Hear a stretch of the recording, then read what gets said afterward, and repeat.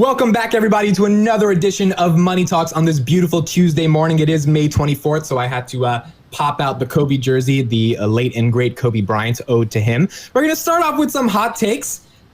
Let's start off with Tom Nash. Do you have a hot take for us today, sir? Welcome to the immigrant version of millennial money with the Russian, Indian, and the Korean. we are the most. We should be in the S&P 500 ESG. We're the most diversified show. Invest in the show because that's investing in ESG. Definitely. So I just want to say I'm a huge Kobe fan, and I totally love the fact you brought out the short for today, 24th. He's one of my favorite players of all time. In fact, he's number 2 behind MJ as an all-time great. I believe he's better than LeBron, so my order would be MJ, Kobe, LeBron. The main issue I have with LeBron is, even though he's the most gifted human specimen we've ever seen in any sport, I've never seen anybody built like this, run like this, jump like this.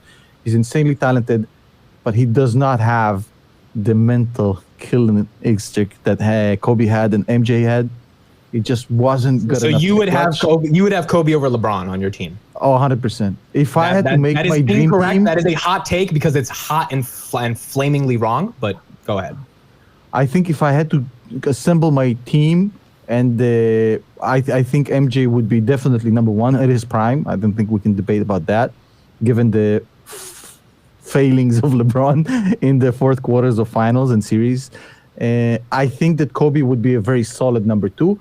Of course, I mean, if you go back way back when, I mean, you cannot build a team without Wilt. Like Wilt is his prime, a giant.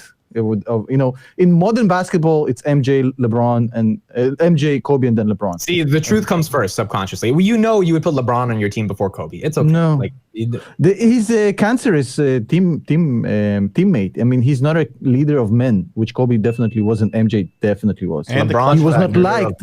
Nobody liked them both. They liked LeBron, but they were leaders and they brought the best out of people.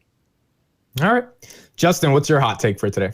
Yeah, I mean, I don't know as much about basketball as you guys, but I did grow up under the three-peat era in Southern California, so I think you can clearly know who I vote for. I really. Wait, Justin, real quick, do you feel like LeBron's a true Laker? Do you identify with that or no? Well, again, it's hard. Like I could say no.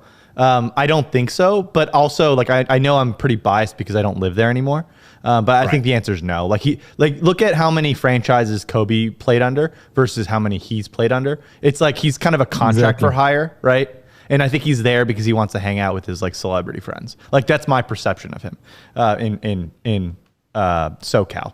But yeah, and in terms of my hot take today, I just wanted to call out that on CNBC this morning, all three of us watched a clip, which I haven't posted yet, of Alex Karp saying some really crazy, wacky things about China and Russia, calling them, he did refer to them as, I have a lot of respect for our adversaries. That's an interesting word, adversaries. We all know how his position's there, especially being Palantir, being only serving Western allied governments. And then also he pulled up here, we'll pull up on the screen, he did an extended Tai Chi lesson with Andrew Ross Sorkin.